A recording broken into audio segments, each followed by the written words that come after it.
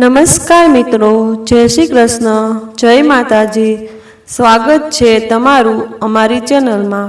મિત્રો, આજની કહાની ખૂબ જ્ઞાનવર્ધક અને સમજવા લાયક બનવાની છે, તો આ કહાનીને અંત સુધી ધ્યાનથી સાંભળજો, કેમ કે અધૂરું જ્ઞાન ક્યારેય કામ લાગતું નથી। તો ચાલો શરૂ કરીએ આજની કહાની। પુત્રવધુ, મારી આંખોમાં ખૂબ જ પીડા થાય છે। ગયા વર્ષે ડૉક્ટરે મોતિયાનું ઓપરેશન કરાવવા માટે કહ્યું હતું। આખું વર્ષ વીતી ગયું, હવે તો ઓપરેશન કરાવી દે। નાસ્તો કરતાં કરતાં પુત્ર શીશો પાડીને કહેવા લાગ્યો, શું માં સવાર સવારમાં પોતાની આંખોની કહાની લઈને બેસી ગઈ છે? કંઈ બીજું કામ નથી તારી પાસે? અત્યારે જા, અહીંયાથી બીજા રૂમમાં જઈને બેસો, મારે નાસ્તો કરવો છે। બેટા, હવે મારી આંખોની પીડા સહન થતી નથી।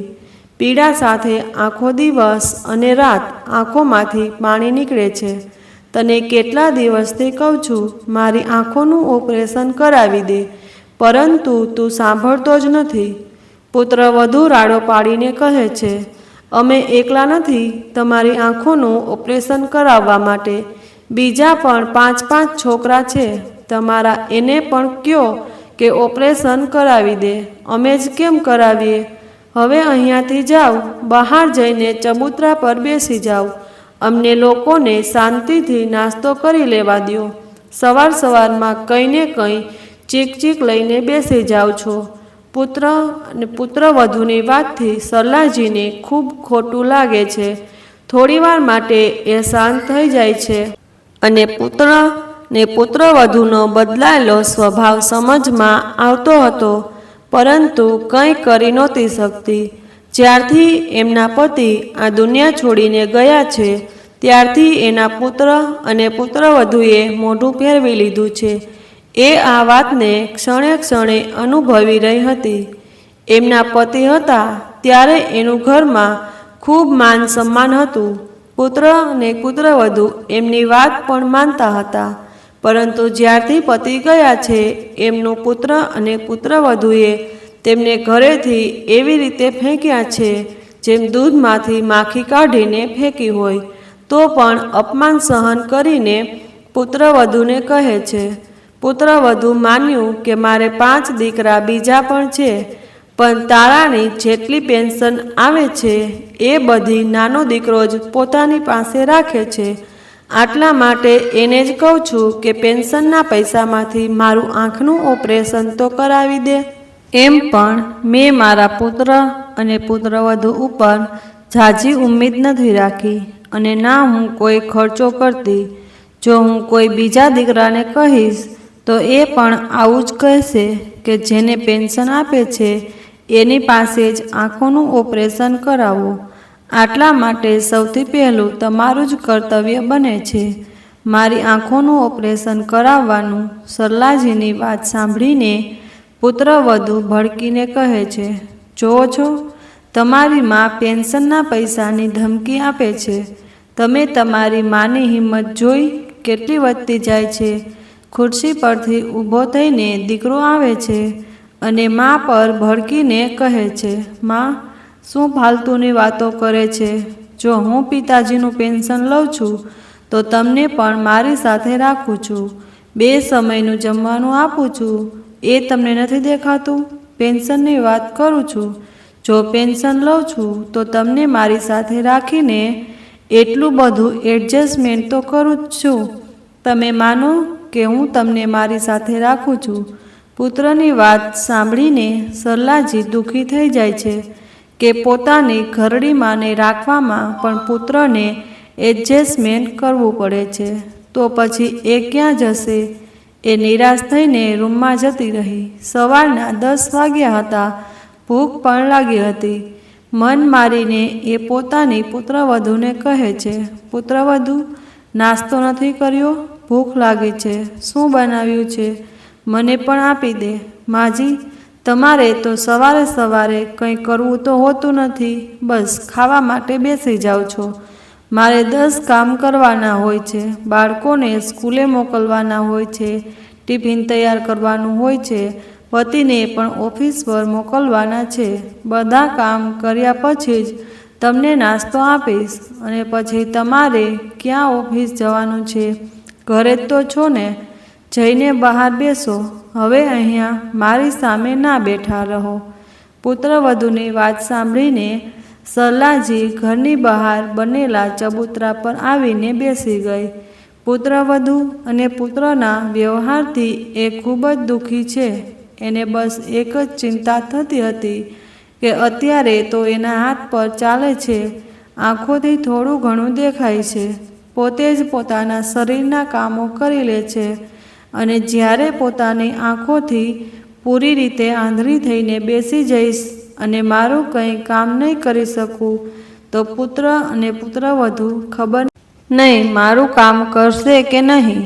અને જિંદગી કેટલી લાંબી છે એ મને પણ નથી ખબર. હું લાચાર થઈને પુત્ર અને પુત્રવધૂ પાસે નથી રહી શકતી. આ વિચારીને સરલાજી વિચારમાં પડી જાય છે. આજે જ્યારે હું મારા હાથેથી મારા શરીરના કામ જાતે કરું છું, પુત્રવધૂને ઘરના નાના મોટા કામોમાં પણ મદદ કરું છું, તો પણ પુત્રવધૂ મને કંઈ નથી સમજતા અને જે દિવસે આખા શરીરથી પણ એના પર નિર્ભર થઈ જઈશ એ દિવસે મારું જીવન નર્ક સમાન થઈ જશે. નહીં નહીં, હું આંધળી થઈને પુત્ર અને પુત્રવધૂ પર નિર્ભર નથી થવા માગતી. મારો એક પુત્ર ને પુત્રવધૂ નથી સાંભળતા તો શું થયું? મારા 5 બીજા પુત્રો છે.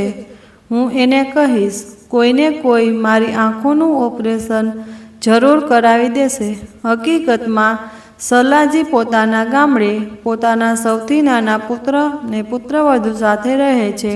બાકીના બીજા 5 દીકરા શહેરમાં પોતાના પરિવાર સાથે રહે છે.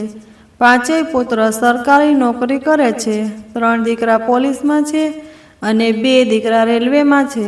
સૌથી નાનો ગામડે ખેતી સંભાળે છે, સાથે જ દુકાન ચલાવે છે.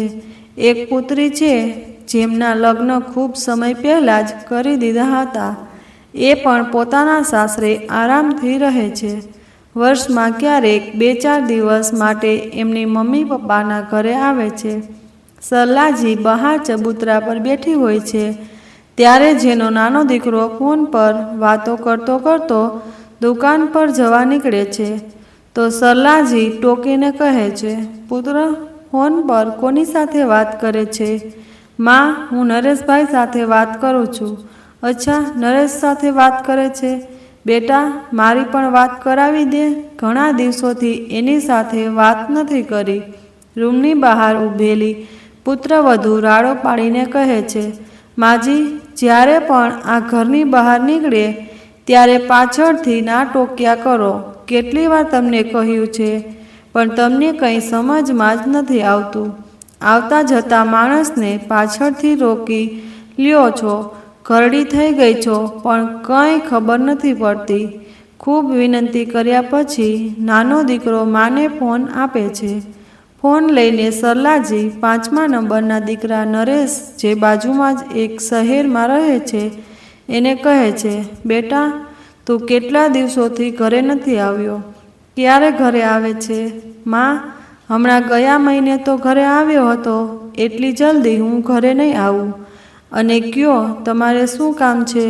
હું અત્યારે ડ્યુટી પર જવા માટે તૈયાર થાઉં છું. કંઈ જરૂરી કામ હોય તો બોલો, નહીં તો ફોન મૂકો. સરલાજી કહે છે, દીકરા, ફોન ના મૂકતો. હું એ કહેતી હતી કે મારા આંખોમાં ખૂબ પીડા થાય છે. આંખોનું ઓપરેશન કરાવી દે. મોતિયો આવ્યો છે. ખૂબ જ ઝાંખું દેખાય છે. શું માં, ફરીથી એ જ વાતો? કોઈ સારી વાત નથી તારી પાસે કરવા માટે? આ બધી વાતો કરવાનો મારી પાસે ટાઈમ નથી. ફોન મૂકું. આટલું કહીને પુત્ર ફોન મૂકી દે છે. સરલાજીએ ખૂબ આશા સાથે પોતાના 5મા નંબરના દીકરા સાથે વાત કરી હતી, પણ એને તો વાત સાંભળીને જ ફોન કાપી નાખ્યો. બહાર બેઠા બેઠા ખૂબ મોડું થઈ ગયું. આંખોમાં આંસુ લૂછીને તે અંદર આવીને બેસી ગઈ. પુત્રવધૂ, હવે તો તારા બધા કામ પૂરા થઈ ગયા હશે. પુત્ર પણ દુકાને જતો રહ્યો અને બાળકો પણ સ્કૂલે જતા રહ્યા. હવે તો કંઈક ખાવા માટે આપી દે. માજી, નાસ્તામાં જે કંઈ પણ બનાવ્યું હતું એ તો પૂરું થઈ ગયું છે. ખાવાનું બનાવવા જાઉં છું. હવે સીધું જમી લેજો. આટલું કહીને પુત્રવધુ નાહવા માટે જતી રહી. સરલાજીને ખૂબ તેજ ભૂખ લાગી હતી. રસોડામાં જઈને જોવા લાગી કે કદાચ કંઈક પડ્યું હોય તો એ ખાઈ લઉં, પરંતુ એને રસોડામાં કંઈ ન મળ્યું. ચૂપચાપથી ફરીવાર આવીને ચબૂતરા પર લીમડાના ઝાડ નીચે બેસી જાય છે. બાજુમાં જ એક નાની એવી દુકાન છે. એના પર બેઠેલા એક છોકરો કહે છે, શું થયું કાકી? નાસ્તો નથી કર્યો કે શું? આટલી જલ્દી બહાર આવીને બેસી ગયા? સરલાજી કંઈ નહીં કહેતી. એ સમજી જાય છે આજે પણ કાકીને નાસ્તો નથી મળ્યો. એ દુકાનેથી બિસ્કિટનું પેકેટ સરલાજીને આપે છે. બેટા, મારી પાસે આપવા માટે પૈસા નથી. કંઈ વાંધો નહીં કાકી, મારા પર કાકાના ખૂબ અહેસાન છે. જો તમને એક બિસ્કિટનું પેકેટ આપી દઈશ તો મારું કંઈ બગડી નહીં જાય. સરલાજી પાણીમાં ડૂબાડીને બિસ્કિટ ખાઈ લે છે, પરંતુ આંખોની પીડાથી ખૂબ વધારે દુઃખી છે અને સૌથી મોટી ચિંતા તો એ છે કે મને આંખોથી સાવ દેખાતું બંધ થઈ ગયું તો ઘટ પણ પીડાજનક હશે. કાકી, તમારી આંખોમાં પીડા થઈ રહી છે. શું થયું? પોતાના પુત્ર સાથે ઓપરેશન વિશે વાત કરી. મેં પણ મોનુભાઈને કહ્યું હતું કે બાજુના એક શહેરમાં એક કેમ્પ બન્યું છે. બસ તમારે લઈને જવાના છે. સરળતાથી ઓપરેશન થઈ જશે. હા બેટા, વાત તો કરી હતી, પણ મોનુએ કંઈ કહ્યું નહીં. પછી એ વિચારવા લાગે છે. ત્યારે 2 મહિના પહેલાં મારો હાથ ભાંગ્યો હતો તો પુત્રવધૂને મારા કપડાં ધોવા પડતા હતા. એ કેટલો ગુસ્સો કરતી હતી. મારા પર હાથ તોડીને બેસી ગઈ. શું ઘરના કામ કરું કે તારા કપડાં ધોઉં? મારા હાથનું પ્લાસ્ટર નીકળતા જ એને મારા કપડાં ધોવાનું છોડી દીધું. હાથમાં પડ્યા હોવા છતાં પણ હું કેટલી મુશ્કેલીથી પોતાની સાડી ધોઈ શકતી હતી એ તો હું પણ જાણું છું. હમણાં મારા બંને મોટા દીકરાઓ ગામડે આવવાના છે, કેમ કે એના સાસરે લગ્ન છે. બંને મોટા પુત્રના લગ્ન એક જ ઘરમાં થયા છે. બંને સગી બહેનો છે. જ્યારે લગ્નમાં આવશે ત્યારે હું એને મારી આંખોના ઓપરેશન વિશે વાત કરીશ. થોડાક દિવસ પછી જ એના બંને મોટા દીકરા અને પુત્રવધુઓ ઘરે આવ્યા. મોટી પુત્રવધુ દેરાણીને બતાવીને કહે છે કે આ જુઓ, મેં મારા ભાઈના લગ્નમાં પૂરા 10,000ની ચણિયાચોળી ખરીદી છે. કેટલી સુંદર લાગે છે. હા, મેં પણ મારા પતિને કહી દીધું છે કે મારા ભાઈના લગ્ન છે, જ્યાં સુધી તમે મને સોનાના ઝુમખા નહીં અપાવો ત્યાં સુધી હું મારા ભાઈ વિના લગ્નમાં નહીં જાઉં. અરે, એમ કેમ લગ્નમાં નહીં આવે? ચાલ જલ્દી કર, હું તને સોનાના ઝુમખા અપાવું છું. અને એ જ દિવસે મારા પતિએ મને સોનાના ઝુમખા અપાવી દીધા. પૂરા 60,000 રૂપિયાના આવ્યા છે. પુત્રવધૂની વાતો સાંભળીને સરલાજી ખૂબ ખુશ થાય છે કે ચાલો, મારા દીકરાએ આટલી તરક્કી કરી લીધી છે. પુત્રવધુઓ કેટલા સારા કપડાં પહેરે છે, ઘરેણાં પહેરે છે. ભલે હું મારા શોખ પૂરા ના કરી શકી, પણ મારા બાળકો તો પોતાના શોખ પૂરા કરે છે. જ્યારે મારા બાળકો નાના હતા ત્યારે મારી પાસે એટલી બધી જવાબદારી હતી કે મારા માટે એક સાડી ખરીદવા માટે પણ 10 વાર વિચારવું પડતું હતું. કેમ કે અમારું સંયુક્ત પરિવાર હતું અને ઘરમાં નોકરી કરવાવાળા એકમાત્ર મારા પતિ હતા. પતિના પગારથી જ આખા ઘરનો ખર્ચો ચલાવતા હતા. 2 નણંદના લગ્ન કર્યા. માતા પિતાની જવાબદારી, દવાનો ખર્ચો પણ મારા પતિ જ કરતા હતા. અને પછી 6-7 બાળકોને ભણાવવા ગણાવવા એટલું સહેલું નથી હોતું. તો એટલી બધી જવાબદારી વચ્ચે પોતાના સપના પૂરા કરવાની તક જ ના મળતી, પરંતુ ભગવાનની દયાથી આજે મારા પાંચેય પુત્ર ખૂબ પૈસા કમાય છે, ખૂબ તરક્કી કરે છે, કોઈ વાતની કમી નથી. રાત્રે બધા લોકો બેસીને જમે છે ત્યારે સરલાજી આવે છે અને પોતાના બંને મોટા પુત્રને કહે છે, પુત્ર, આ વખતે હું પણ તમારી સાથે શહેરમાં આવીશ. આ વાત સાંભળીને બંને પુત્ર અને પુત્રવધુઓ એમ ચૂપ થઈ જાય છે જેમ એને સાપ કરડી ગયો હોય. પરંતુ જે પુત્ર ગામડે રહે છે એ સાંભળીને ખુશ થઈ જાય છે કે ચાલો, સારું થયું છે કે માં મોટા ભાઈ સાથે જશે તો ત્યાં પોતાની આંખોનું ઓપરેશન પણ કરાવી લેશે, મારે પૈસા નહીં ખર્ચવા પડે. અને એ કહે છે કે સારું છે માં, તું ભાઈની સાથે શહેર જતી રહે, ત્યાં જ પોતાની આંખોનું પણ ઓપરેશન કરાવી લેજે, કેમ કે ભાઈ તો મોટા શહેરમાં રહે છે, ત્યાંના ડૉક્ટર પણ સારા હશે, આરામથી તમારી આંખોનું ઓપરેશન થઈ જશે. ત્યારે મોટી ભાભી છટકો કરીને કહે છે, કેમ, અમે શું કામ માજીને પોતાની સાથે લઈ જઈએ? માજીની બધી પેન્શન તો તું રાખે છે, તો અમે એની આંખોનું ઓપરેશન શું કામ કરાવીએ? હા હા, દીદી સાચું કહે છે દેવરજી, આંખોનું ઓપરેશન તમારે જ કરાવવું પડશે. અમે એની ઉપર કોઈ પૈસા નહીં ખર્ચીએ. અને એમ પણ પિતાજીના ગયા પછી આપણે પાંચે ભાઈઓએ નક્કી કર્યું હતું કે જે પણ દીકરો પિતાજીની પેન્શન લેશે એ માની જવાબદારી નિભાવશે. કાં તો તમે એમ કહો કે જેટલું પણ પેન્શન આવે છે એ અમને આપશો તો એના પછી જ ઓપરેશન કરાવીશું. એના માટે નાનો દીકરો પુત્રવધુ તૈયાર નથી થતા અને કહે છે કે નહીં નહીં, અમે પેન્શનના પૈસા તમને શું કામ આપીએ? તમે તો પહેલાંથી જ સારી નોકરી કરો છો, સારો પગાર મળે છે, પેન્શનના પૈસા તો અમે જ રાખીશું. બંને પુત્ર પણ ના પાડી દે છે કે તો ઓપરેશન પણ તારે જ કરાવવું પડશે, અમે નહીં લઈ જઈએ. પુત્રવધુની આવી વાતો સાંભળીને સરલાજી ખૂબ દુઃખી થઈ જાય છે. જ્યારે બાળકો નાના હતા ત્યારે ભણાવવામાં જમીન આસમાન એક કરી દીધા હતા. વિચાર્યું હતું કે બાળકો મોટા થઈ જશે તો અમારું ધ્યાન રાખશે, પણ અહીંયા તો બાળકો એક નાની એવી જવાબદારી પણ એકબીજાના ઉપર નાખે છે. જ્યારે કોઈ પાસે પણ પૈસાની અછત નથી, પરંતુ જ્યારે માની વાત આવે છે બધા કંગાળ થઈ જાય છે. પુત્રવધુ આપસમાં આ વાતને લઈને જ તું મેં કરવા લાગે છે, જેને સાંભળીને સરલાજી જમ્યા વગર જ આંગણામાંથી ઊભા થઈને પોતાની રૂમમાં આવી જાય અને પોતાના પતિના ફોટો લઈને એની સામે જોર જોરથી રોવા લાગે. મને નહોતી ખબર કે તમારા ગયા પછી મારે આ દિવસો પણ જોવા પડશે. એ દિવસે એ જમતી નથી, પરંતુ એક પણ પુત્ર કે પુત્રવધુ પોતાની માની પ્રત્યે દયા નથી બતાવતા. એમ પણ કહી દેતા નથી કે માં, તમે નથી જમ્યા, જમી લ્યો.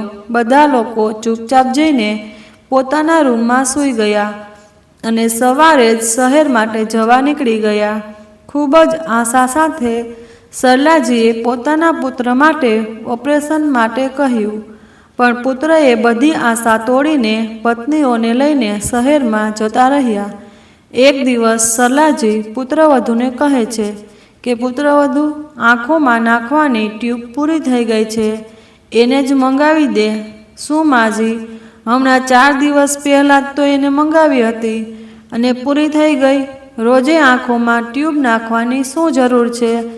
એક દિવસ મૂકીને એક દિવસ નાખી કરો. પુત્રવધુ, જેમ ડૉક્ટરોએ કહ્યું હતું એમ જ કરું છું, અને નાની એવી આંખોમાં હું કેટલી ટ્યુબ નાખીશ? આટલું કહીને સરલાજી બહાર ચબૂતરા પર આવીને બેસી ગયા. હવે એના 2 પુત્ર હજી રહી ગયા છે, જેની સાથે એને પોતાના આંખોના ઓપરેશન વિશે વાત કરવાની છે. પરંતુ જ્યારે એ પોતાના બંને પુત્રોને ફોન કરે છે તો એને પહેલાં જ ખબર પડી જાય છે કે માની આંખોનું ઓપરેશન થવાનું છે અને બધા લોકોએ ના પાડી દીધી છે અને એ મને ઓપરેશન માટે જરૂર ફોન કરશે. આટલા માટે એ ફોન નથી ઉપાડતા. સરલાજીને પુત્ર અને પુત્રવધૂનો વ્યવહાર સારી રીતે સમજમાં આવતો હતો કે કેવી રીતે પોતાની ઘરડીમાંથી 6 છોકરાઓ ભાગે છે. એક નાની એવી આંખોના મોતિયાના ઓપરેશન કરાવવા માટે 6 છોકરાઓ હાથ સામે હાથ જોડવા પડે છે. પરંતુ તો પણ પુત્રવધૂ અને પુત્ર મારી આંખોનું ઓપરેશન કરાવવા માટે તૈયાર નથી. આખી રાત સરલાજીએ વાત વિચારતી રોતી રહી કે આખી દુનિયા પુત્રના જન્મ્યા પછી કેટલી ખુશી મનાવે છે. પુત્ર આવશે તો ઘડપણમાં તમારી દેખભાળ કરશે.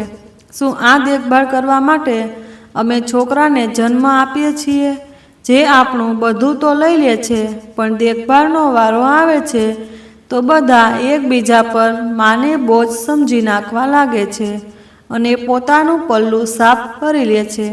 આખી રાત સરલાજી સૂતી નહીં, પરંતુ એને આટલું સમજમાં આવી જાય છે કે એ બિચારી બનીને જિંદગી નથી કાપવાની. ગટપણ કોઈએ નથી જોયું.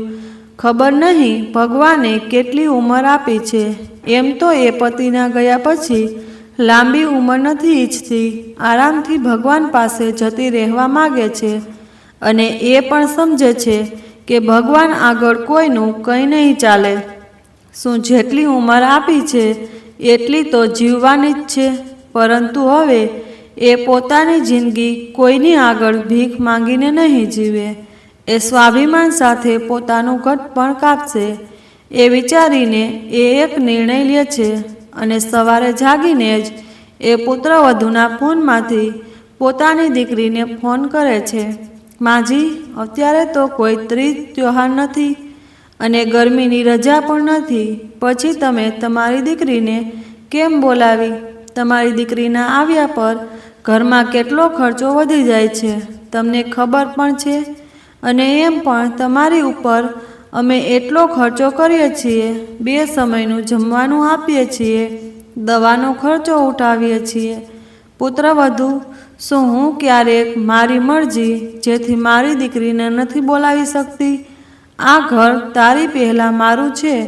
પૂરા 50 વર્ષ રહી છું આ ઘરમાં, તો આ ઘરનો મારો લગાવ ખૂબ પહેલાંનો છે. તું તો આ ઘરમાં થોડા વર્ષો પહેલાં જ આવી છે અને મારે મારા ઘરમાં મારી દીકરીને બોલાવવા માટે કોઈને પૂછવાની જરૂર નથી. ખબર નહીં કેમ આજે સરલાજી પુત્રવધૂને એવું લાગ્યું કે સરલાજી બદલાઈ ગઈ હોય. અને હા, સાચે સરલાજીએ હવે પોતાની જાતને બદલવાનું વિચાર્યું હતું. બપોર સુધી એની દીકરી આવી જાય છે અને કહે છે, માં, શું થયું? જે તે મને આટલી જલ્દી બધું સારું તો છે ને? હા બેટા, બધું સારું છે અને હવે જે સારું નહીં હોય એ પણ સારું થઈ જશે. માં, મને કંઈ સમજમાં ના આવ્યું કે તમે શું કહો છો? કંઈ નહીં બેટા, કાલે તું મારી સાથે શહેરમાં આવજે, કંઈક કામ છે. સરલાજી વિચારે છે કે જો પુત્રીને લઈને શહેરમાં જઈશ તો પુત્રને કંઈક તો કહેવું પડશે, નહીં તો એ અમને જવા નહીં દે. તો કહે છે, પુત્રવધૂ, આજે હું પુત્રી સાથે શહેર જાઉં છું. હકીકતમાં એની ઓળખાણમાં એક ખૂબ સારા ડૉક્ટર છે, એને બતાવીને આવીશ. એ કહેતી હતી કે હું તમારું ઓપરેશન કરાવી દઈશ. પુત્રવધૂ આ વાત સાંભળીને ખુશ થઈ જાય છે કે ચાલો, સારું છે કે માજીનું ઓપરેશન એની દીકરી કરાવી દેશે. પુત્રી સાથે જાય છે તો એ બધો ખર્ચો કરશે. મારે કંઈ ખર્ચ કરવાની શું જરૂર નથી. શહેરમાં પહોંચતા જ પુત્રીએ હજી સુધી ચૂપ હતી. એ માને પૂછે છે, હવે કહે માં, મને શહેર કેમ લઈને આવ્યા? બેટા, તું બેંક ચાલ, મારે જરૂરી કામ છે. પણ માં, તમે તો કીધું હતું કે હોસ્પિટલમાં જવાનું છે, બેંકમાં શું કામ છે? અરે, તારા પિતાજીના જે પેન્શનના પૈસા આવે છે એ હું ખુદ કાઢીશ અને એને પોતાની પાસે રાખીશ અને કોઈને નહીં આપું. પણ માં, ભાઈ ભાભીને ખબર પડી કે તમે બેંકમાંથી પેન્શનના પૈસા કાઢીને લાવ્યા છો તો એ મને જ ખરું ખોટું કહેશે અને કહેશે કે કદાચ મારે જ માની પેન્શનની લાલચ છે, જ્યારે મારા મનમાં તો એવું કંઈ નથી. બેટા, તું ચિંતા કેમ કરે છે? તું જેમ કહું છું એમ કર, કેમ કે હું ભણેલી ગણેલી નથી. ના બેંકના કાગળ ના વાંચી શકું છું, ના કંઈ સમજી શકું છું. આટલા માટે તું મને બધું સમજાવતી જા અને જેમ હું કહું એમ કરતી જા. મારું એક અલગ ખાતું ખોલાવી દે, જેથી મારા પતિના પેન્શનના પૈસા એમાં આવે. હવે હું પુત્રવધુ અને પુત્રને પેન્શનના પૈસા નહીં આપું. મેં 5 પુત્રને જોઈ લીધા, એ મારું કંઈ સાંભળતા પણ નથી અને મને 1 રૂપિયો પણ નથી આપતા. 1 રૂપિયા માટે તરસાવી દીધી. પોતાની માટે કેટલાય ખર્ચા ખર્ચી નાખશે, મારા જરૂરી 1 રૂપિયો પણ નહીં ખર્ચે. તને ખબર છે કેટલા દિવસોથી મને આંખોમાં પીડા થાય છે, સારી રીતે દેખાતું પણ નથી. ડૉક્ટરે ઓપરેશન કરાવવા માટે કહ્યું છે, પરંતુ તારા એક પણ ભાઈ ભાભી ઓપરેશન કરાવવા માટે તૈયાર નથી. હવે મારે કોઈની જરૂર નથી, હું જાતે જ મારી આંખોનું ઓપરેશન કરાવી લઈશ.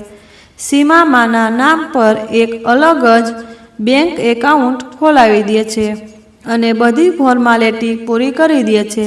બેંકવાળો પણ કહે છે, માજી તમે ચિંતા ના કરો, આવતા મહિનાથી બધા પૈસા તમારા જ એકાઉન્ટમાં આવશે. અને હા માજી, આ મહિનાના પણ પેન્શનના પૈસા એકાઉન્ટમાં આવી ગયા છે.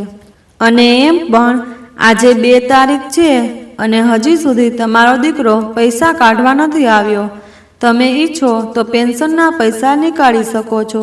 સારું બેટા, જેટલા પણ પેન્શનના પૈસા આવ્યા છે એ મને કાઢીને આપી દે. પેન્શનના 25,000 રૂપિયા લઈને સરલાજી પુત્રી સાથે આંખોના ડૉક્ટર પાસે જાય છે, જ્યાં ડૉક્ટર કહે છે, માતાજી તમે કાલે જ આવી જાઓ, તમારી આંખોનું ઓપરેશન કરાવી દઈશું. ખબર નહીં તમે એટલી પીડા કેવી રીતે સહન કરી રહી હતી.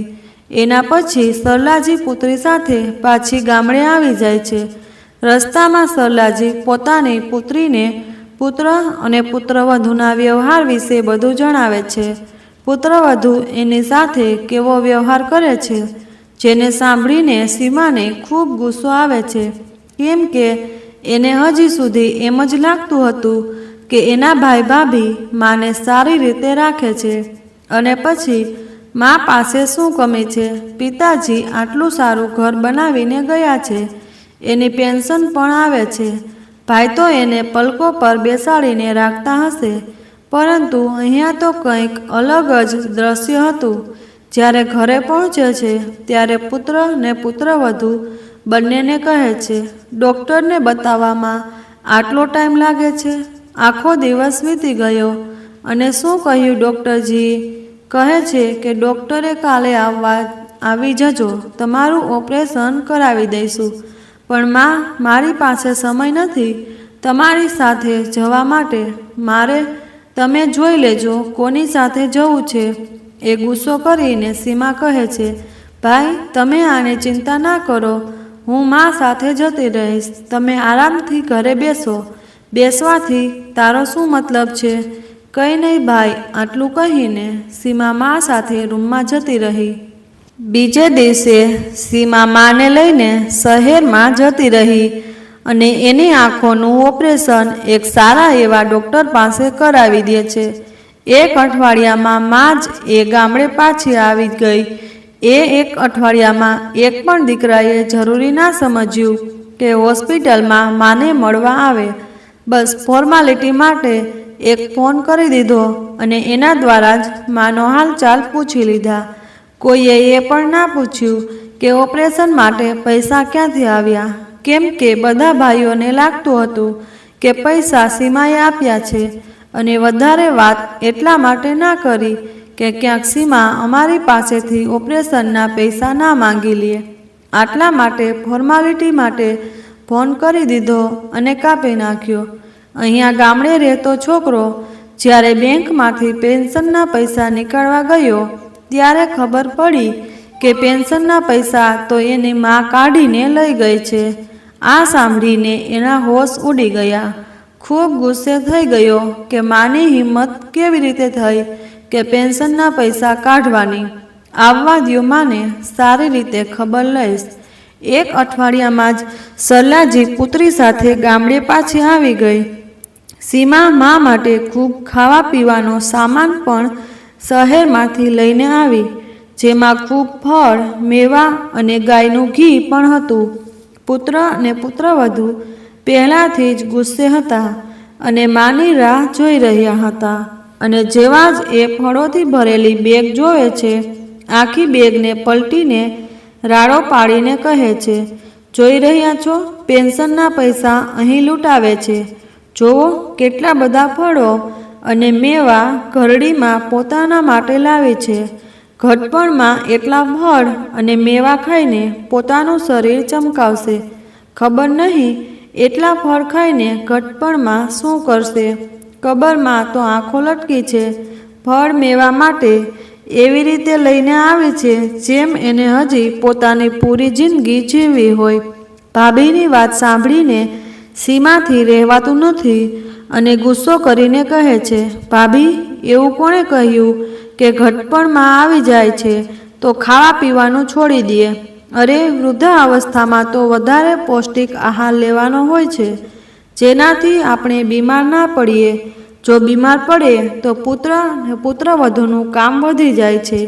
એનાથી સારું છે કે મોટા ઘરડાને સારા સમયે ખવડાવીને એને સ્વસ્થ રાખીએ. અને માં પોતાની માટે ખાવા પીવાનો સામાન લાવી છે તો એમાં તમને શું તકલીફ થાય છે? તમારી પાસે તો પૈસા માંગવા નથી આવ્યા. પિતાજીના પેન્શનના જે પૈસા આવે છે એમાંથી જ એણે આ બધું ખરીદ્યું છે અને પોતાની આંખોનું ઓપરેશન પણ એ જ પૈસાથી કરાવ્યું છે. મને તો લાગ્યું હતું કે સીમાએ ઓપરેશનના પૈસા આપ્યા હશે.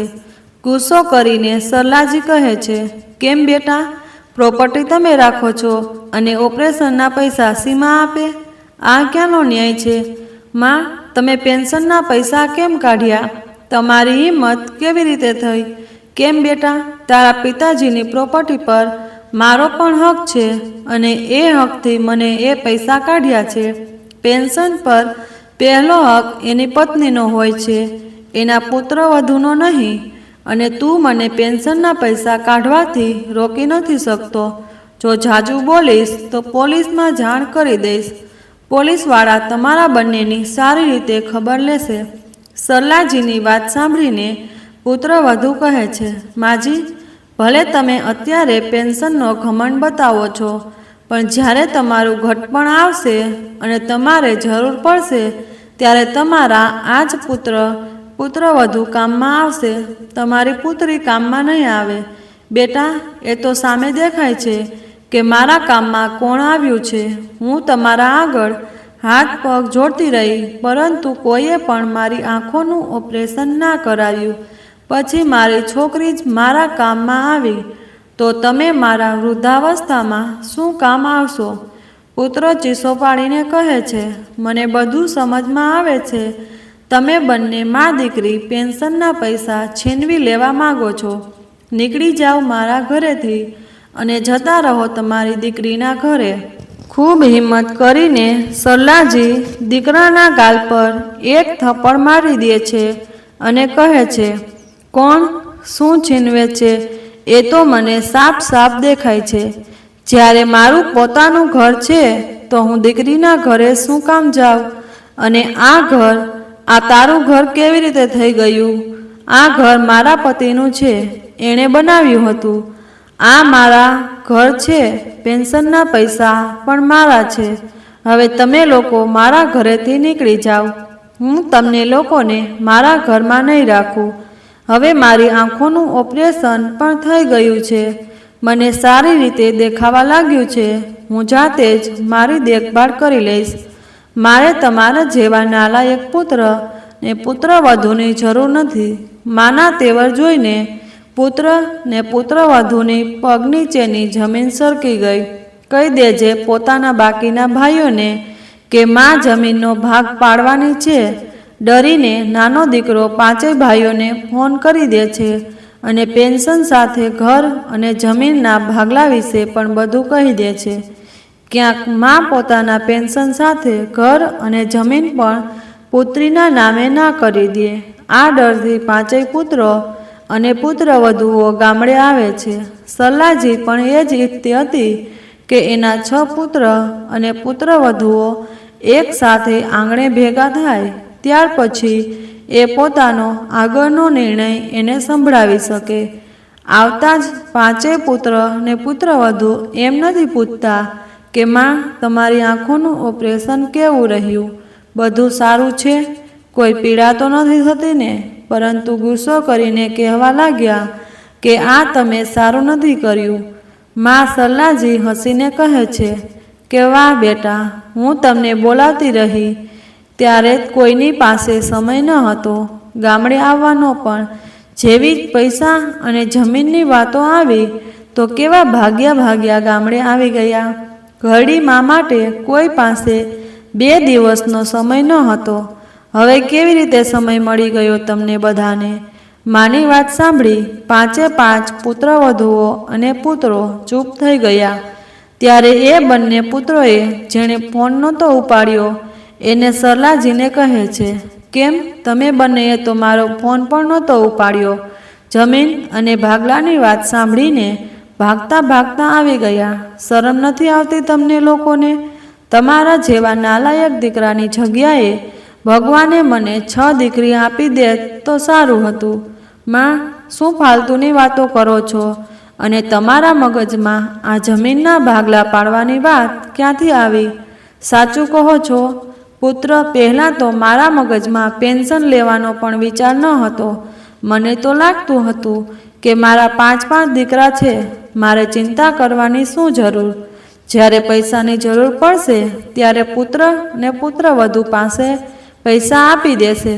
પરંતુ મેં જોઈ લીધું કે જ્યારે પૈસાની જરૂર પડી ત્યારે કોઈ મને હોસ્પિટલમાં જોવા માટે પણ ના આવ્યું.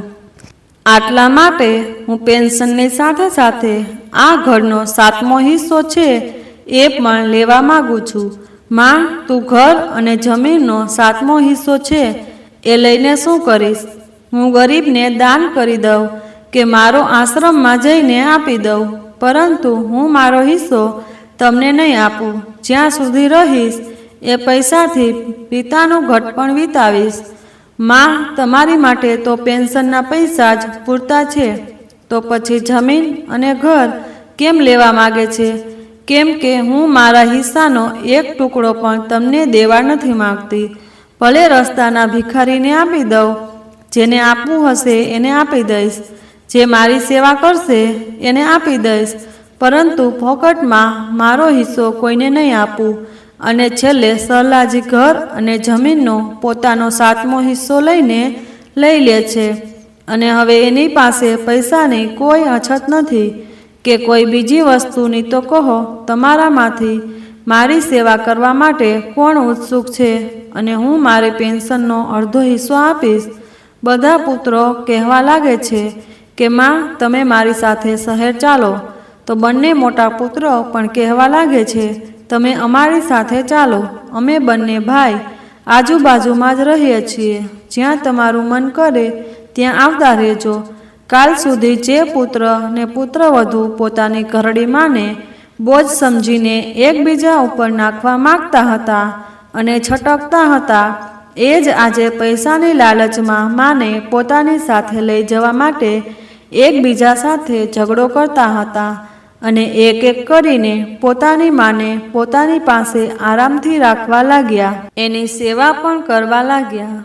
હવે સરલાજી પોતાના હિસ્સાનું પેન્શન, ઘર, જમીન પોતાના હાથમાં રાખવા લાગી અને જેટલું જરૂર જણાય એટલું પુત્ર અને પુત્રવધુ પાસે રહેતી, એટલો ખર્ચો કરી લેતી, બાકી પોતાની પાસે રાખતી. તો મિત્રો, ઘડપણમાં પુત્ર ને પુત્રવધુ સેવા નથી કરતા તો ઘરડાઓએ પોતાની માટે ડગલું ભરવું જોઈએ. કેમ કે જ્યાં ઘી સીધી આંગળીથી ના નીકળે ત્યાં આંગળી મરોડવી પડે છે. અને સરલાજીએ પણ એ જ કર્યું. જ્યારે આપણે આપણું બધું બાળકોને આપી દઈએ છીએ અને બાળકો પર આધારિત થઈ જઈએ છીએ, તો પછી પોતાના જ પૈસા હાથ ફેલાવીને એની પાસે માગવા પડે છે.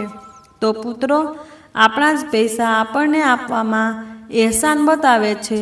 તો સારું છે કે ગટપણમાં પોતાના પૈસા પોતાની પાસે રાખીને ભલે અડધો હિસ્સો આપણે પોતાના બાળકોને આપતા રહીએ, પરંતુ થોડોક હિસ્સો પોતાની પાસે જરૂર રાખીએ. તો મિત્રો, તમને અમારી આજની કહાની કેવી લાગી? જો પસંદ આવી હોય તો વિડીયોને લાઈક કરી દેજો અને સગા સંબંધી સાથે શેર કરી દેજો તથા કમેન્ટ બોક્સમાં જય શ્રી કૃષ્ણ લખી દેજો.